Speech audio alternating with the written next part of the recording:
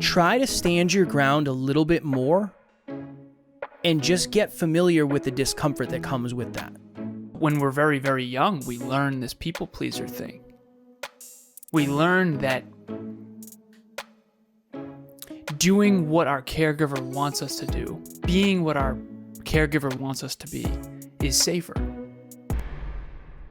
Next Level Nation, welcome back to another episode of Next Level University, where we help you level up your life, your love, your health, and your wealth. We hope you enjoyed our latest episode, episode number 1452, something important to know before you share your truth, aka Kevin is balding and Alan wants the world to know. Today, for episode number 1453, I'm very much kidding, 1453, people pleasers, have you experienced this? At this point, you and I have coached many people and talked to many people and met many members of the community, and even connecting the dots to old friends and acquaintances. I think a lot of people are people pleasers. And by definition, I would say a people pleaser is probably somebody who puts somebody else's needs over the needs of themselves because they don't want to deal with the repercussions. Maybe they have lower self-worth and they think that's the way it's supposed to be. They've been guilted in the past for not pleasing what somebody wants them to do. So yeah, you get guilt tripped. Well, I made dinner for you and I got your favorite dessert. Can't you just come over tonight? Why can't you come over tonight? And the people pleaser in you says, all right, well, I don't want my mom or dad to feel bad. Let me go do what they want me to do, even though you don't want to do it. It's not on the top of your list of things to do, and you probably have other things to do. So I thought this would be a really good episode, and I'm tying it to the second reason I wanted to do this. In one of our WhatsApp groups, Jerry Ann on the NLU team, the wonderful Jerry Ann, posted this in the group. And it's this quote that says, "Don't be afraid of losing people. Be afraid of losing yourself by trying to please everyone around you." And it says author unknown. They don't know who made that quote. But that is the definition of reversing being a people pleaser. Something I've said many times, Alan. I don't know if people really are worried about losing love. And maybe love isn't the right word. I think we're more worried about losing people that take up space in our life. Because if you thought to yourself, everybody that you're a people pleaser toward, maybe the reason is because you've been guilted in the past. Wouldn't you be better off without that person, technically? So that quote really jumps off the page. Be more worried about losing yourself to everybody else's desires than losing the people that are creating that tendency in the first place. And that's kind of the jam for this episode. If you self-identify as a people pleaser, an obliger, in the book, The Four Tendencies by Gretchen Rubin, then maybe this will be a heavy episode. Maybe it'll be a lot of awareness, but I do believe it will be worth listening to. Everyone think about their childhood and think about if you imagine this hypothetical. This is a little kid who grew up with caregivers where every time they did something that was outside of what the caregiver wanted, the parent, the father, the mother, the grandmother, the grandfather, whatever, aunt, uncle, they got guilted. They got made to feel ashamed. Oh, you didn't do the dishes, so, I'm going to be passive aggressive and I'm going to punish you or whatever it is. And so when we're very, very young, we learn this people pleaser thing. We learn that doing what our caregiver wants us to do, being what our caregiver wants us to be, is safer. If you've ever been with an intimate partner or a friend, or if your parents or grandparents or whoever raised you were passive aggressive or guilt trippy or toxic in their communication or maybe even physically abusive, you got conditioned to people please. Because maybe whenever you didn't people please, maybe whenever you actually did what you wanted to do, what you value, maybe you got punished or you got hurt or you got hit or you got yelled at or you got lectured or you got whatever. And so we grow up with this happening to all of us to different degrees, different fashions, different approaches. But at the end of the day, we're all conditioned a certain way. We're all conditioned to be a certain way. And now we're adults and we don't have parents who can beat us or hit us or hurt us or yell at us. Hopefully. And some of us, hopefully. Some of us still do have parents that yell at us. But even if it's something as simple as doctor, lawyer, engineer, failure, these unconscious things that I have one client in particular that grew up in an environment and a culture where if you weren't a doctor, a lawyer, an engineer, you were basically a failure. That's conditioning.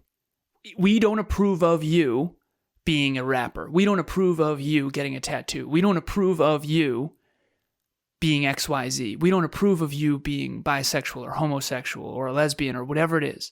We don't approve of XYZ. That's not okay here. And so you get punished or you get hurt or you get lashed out at, even in passive aggressive ways of just a reluctance of love or a taking away of love. If you're not going to behave the way we want you to behave, we're going to ostracize you from the group.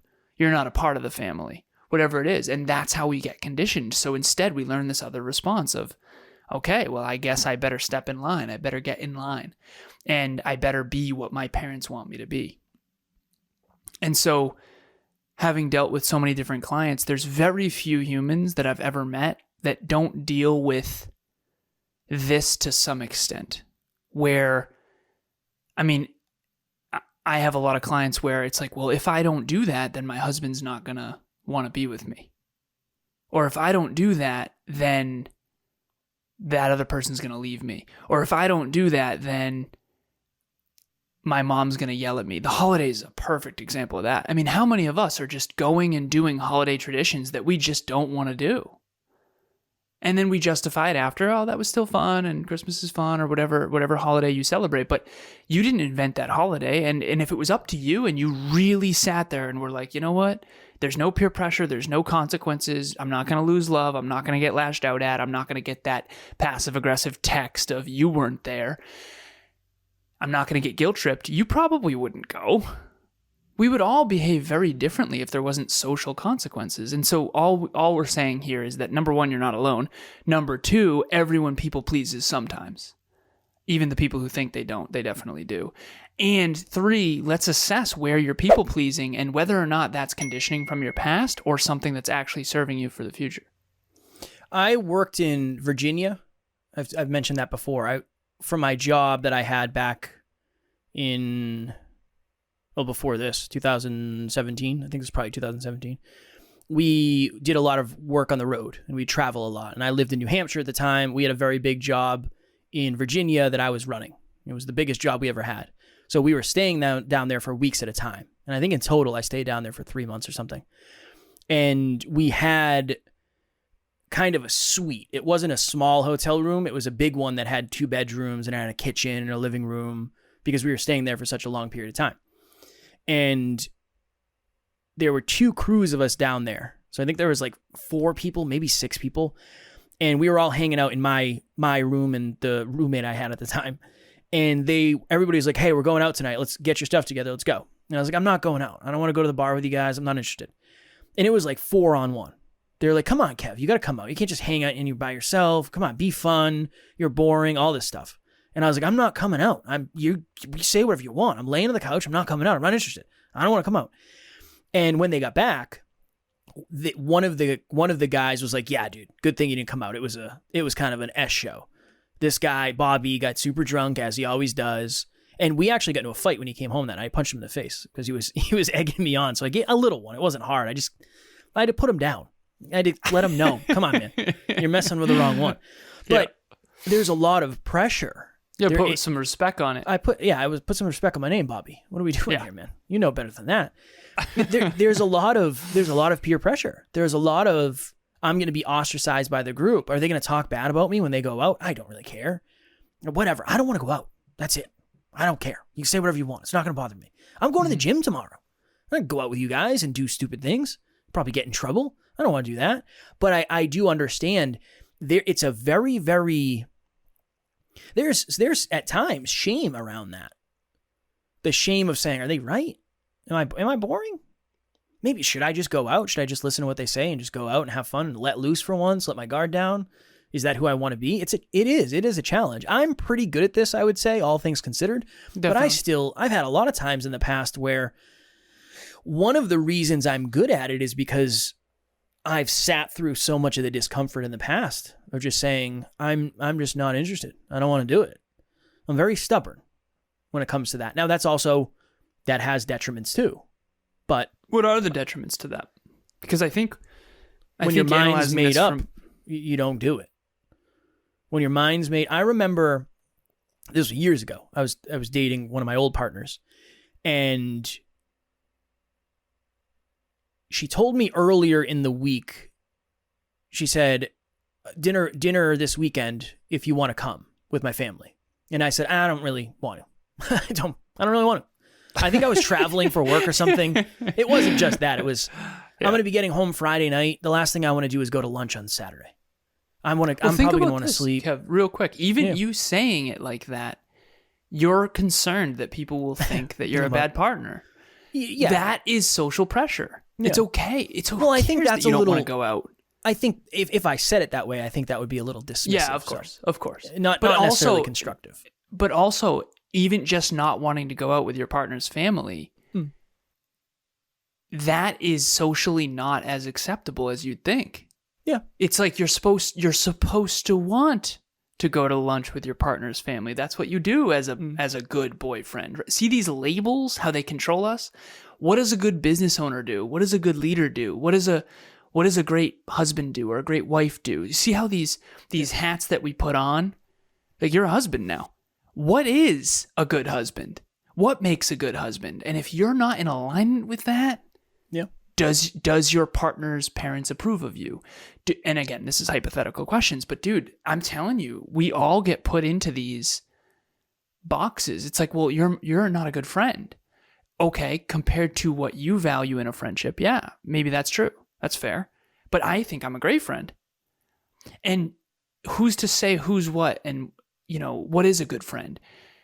I think that I want everyone to kind of understand, and this is what I told Emilia at the beginning of our relationship, and I know that you and Taryn kind of do this too. I said, we're going to create our own rule book. We're not going to do Christmas because everyone does Christmas. We're going to do Christmas because we want to do Christmas. And we're going to, even if we do it, which I don't think we're going to do it differently. We're not going to inherit all of these beliefs. We're not going to inherit all these core values. We're not going to inherit all these things that we don't actually think make any sense anymore. That's like,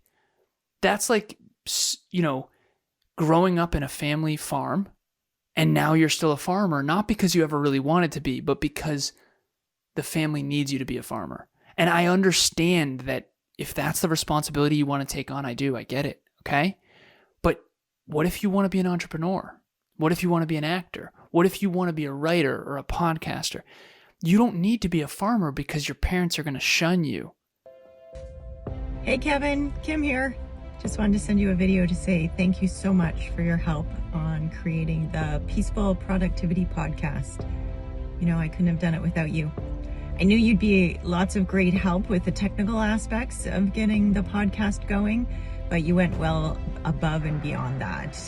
You helped me with the strategy and you gave me all kinds of really great support. I think the key to success in business is a great attitude, and you have that in spades. You really walk the walk. So thanks again. Take care. I'll talk to you soon.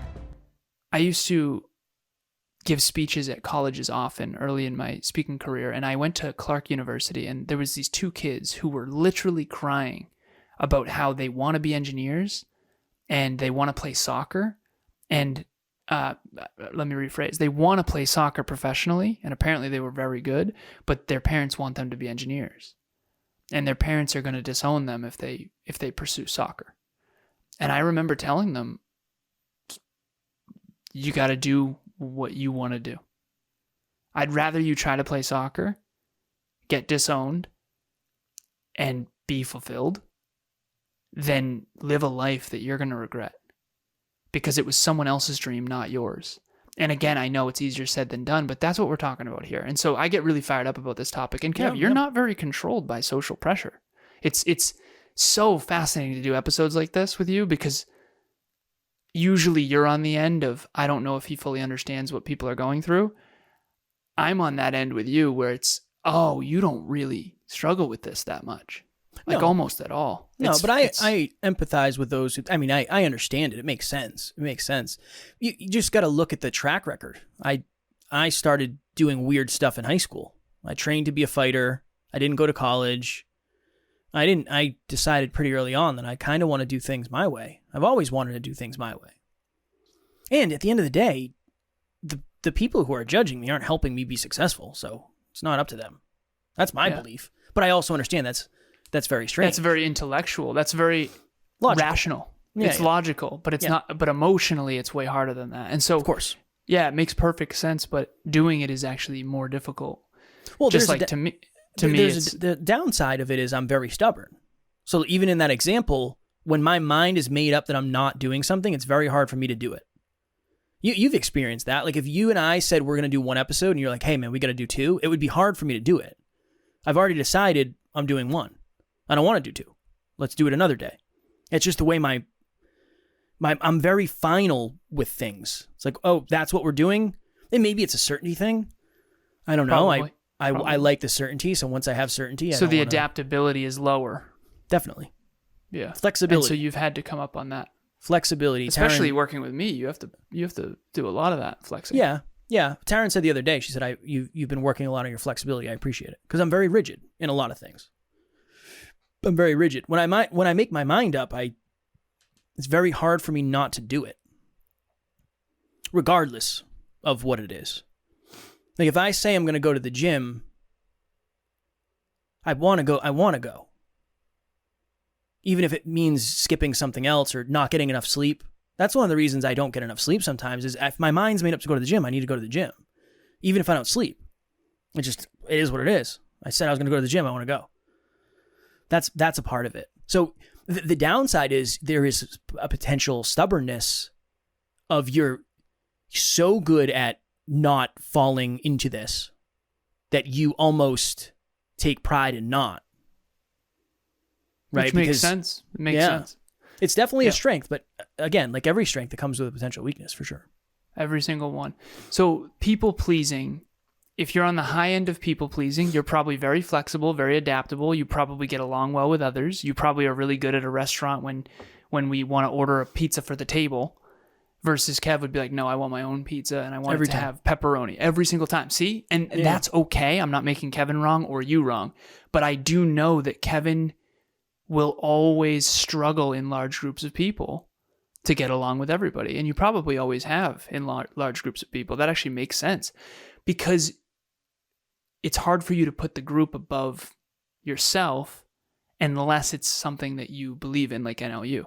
And I think people pleasers are the best support players in the game. I really do. I think you're going to be a great EA or you're going to be a great leader one day, but there's something called servant leadership. Kevin, Christina, and I are chief officers of NLU, and we assessed our leadership. And servant leader was Christina's first. She's the best support player in the game, but she burns herself out. She doesn't say no enough, right? They all have strengths and weaknesses. Best support player ever.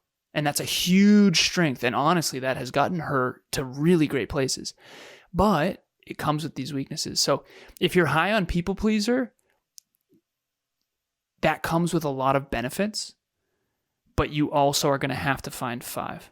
And that would be my next level nugget. Yeah, my next level nugget would be, I do believe to some degree we all have to do people pleasing. I do, because unless everybody in your life thinks the exact same way as you, there's probably going to be some sort of flexibility to meet in the middle somewhere. Try not to overdo that, obviously. I guess my next level nugget would be try to stand your ground a little bit more and just get familiar with the discomfort that comes with that. So maybe for you, it might be, hey, are you coming to the party on Saturday? Instead of saying, yep, absolutely, I'll be there, maybe say, I'm not sure yet. See what happens. Somebody might say, oh, come on, we really want you there. Okay, maybe that's a little bit of peer pressure. Somebody else might say, okay, well, we hope you can make it. If not, we totally understand. Interesting. Okay, now if you want to go, great opportunity to go. If you don't want to go, great opportunity not to go. Quite literally, they're giving you an out, and if you don't want to go, this is a great opportunity to practice it. Because if you are a people pleaser, you're probably thinking about what's going on there when you're not there. And maybe you have FOMO. That's a whole nother layer. Or maybe you're worried about, are people talking about you? What's happening? Are you the topic of conversation? So I think one of the reasons it's so hard to reverse this is there's just so many reps in that direction. Where for me, it's the opposite. I have so many reps in the other direction. I'm not, if you're looking for a people pleaser, I'm not the one. It would be very hard to ever get me to go that direction because I have so many reps in the other way. So yeah, that would be my next level nugget is dip your toe into putting up a boundary and just see what it feels like. And then from the response you get, you can make a more measured decision is what I would say. My mentor taught me this, one of my early mentors. He said, Alan, in a relationship, never do anything that feels too unnatural. And that was some of the best advice I ever got. He was someone in his 50s. He had been divorced and he was very, very successful in his career. And I said, what would you do differently? He said, I would have been more honest with myself early on in my first marriage. And he said, just be careful. Never do anything that feels too unnatural. And at the time I was in a relationship where I was doing a lot of things that didn't feel super aligned for me, but I thought they were things I had to do in order to be a good partner. And now I try really hard to share with Kev, with Emilia, with friends, like my truth. I don't actually want to go to California to your wedding. I don't mean to offend you. I'm not going to take a week off of my mission to go spend 4 days in California. It's not aligned for me. And hopefully the listeners and anyone watching or listening to this, like think about how hard that would be to hear. Imagine you're a really close friend of mine and you really want me there. And you have a belief that if I actually care about you, then I also want to be at your wedding. That's not my belief. That's not my truth. I can care about you and not want to be at your wedding. 100%. I can also really care about you and also not want to take 4 days off of my mission and spend money and all this kind of stuff. Again, at the end of the day, the hard truth is I don't really want to be there. It's not worth it to me. And to even just sit in that, some people listening right now are actually villainizing me for that. But what if that is the actual truth? And by the way, I'm not expecting him to be at mine. I'm not expecting you to be at my wedding. It's that. It's a different core aspiration. It's a different core value. It's a different core belief. And you're gonna fall into circumstances with people who have different beliefs than you. And they're going to get offended when you don't honor their beliefs or their values. And it takes courage, tremendous courage to say, I care about you, but that is not aligned for me. That is not aligned for me. That's not aligned with my goals. And if you do have big goals and big dreams, you're going to have to sacrifice a lot of those other things. Because the moment you have a goal, a lot of stuff becomes unaligned very quick. Even if you just want to lose 20 pounds in 20 weeks, immediately most things become not aligned, which is why it sucks so bad to set goals. But if you honor your goal, you're probably not honoring some of the core values of other people. And I think that takes tremendous, tremendous courage. And I think as you get older, you start to realize that that's the only way to really be fulfilled anyway, because I spent a lot of my years people pleasing. That's very clear in this episode. And if you're doing that, my next level nugget, the second one, I guess, would be never do anything that feels too unnatural, because you can't sustain it anyway. Strong work. Yeah, it's a heavy one, brother. It's a heavy episode. Maybe a lot of awareness if you resonate or you identify as a people pleaser, but it doesn't mean you can't shift that. It doesn't mean you can't trend in the direction you want to trend. It's just it starts small. You're not going to most likely just say no directly to someone. if you find yourself on the far end of being a people pleaser, and that's okay. Just like you're not going to go to the gym for a year straight, most likely, if you've never been. It's not a good goal to set anyway. For you, the goal is to just dip your toe into the pool and see what it feels like, see what the water's like, and then go from there. Next Level Nation, as we have been mentioning, our 12th round of group coaching starts on October 10th. It was October 3rd until we were told that one of the calls would end up on Halloween. And many of the participants of group coaching are parents. And if you want to take your little one out for trick-or-treating, we want to make sure that you can attend the meeting. So we pushed it back a week. It is October 10th, 6 p.m. Eastern Standard Time. That is the first call. This is the 12th round. We've done this with amazing humans. We would love for you to be in the next group of amazing humans. If you're looking for more clarity, if you're looking for more necessity, if you're looking for more accountability, peak performance partners, Next Level Group Coaching is the way. Link will be in the show notes. With the discount code we'll give you, it'll end up being $96.60 a month. Again, very, very affordable for what we are providing. If you resonated with this episode and you feel that you are a people pleaser or struggle with people pleasing, and that you are someone who will do more for others than you will for yourself, coaching is going to help you stay accountable. A lot of my clients track habits for me more than they do for themselves. And I've actually started to leverage that in the coaching. I have one client I was on with earlier today. She tracked every day for 57 days. I tracked the data and she didn't miss, but it's because I said, listen, I'm not going to coach you unless you track. And I wasn't doing that because I'm a mean coach. I was doing that because I know it's going to help her. So if you people please and you struggle with this, you might do more for me in the coaching than you will for yourself, but it's going to be for you. And I do a free 30-minute session to see if it's aligned. I've actually been very, very clear with everyone in those calls that if it's not aligned for me, I'm not going to do it, and vice versa. So we got to make sure it's a good fit. So the link will be in my calendar, or the link will be in the show notes to book on my calendar. And I hope that we can meet. Tomorrow, for episode number 1454, one of our favorite styles of episodes, 3 common growth myths busted is what we're going to do tomorrow. Nice. There are many growth myths that we've talked about, and we try to be as honest and transparent when it comes to those. So again, at the end of the day, awareness is an opportunity. Hopefully we can create some awareness for you in that episode. As always, we love you. We appreciate you. Grateful for each and every one of you. And at NLU, we do not have fans. We have family. We'll talk to you all tomorrow. Keep honoring yourself. Next Level Nation.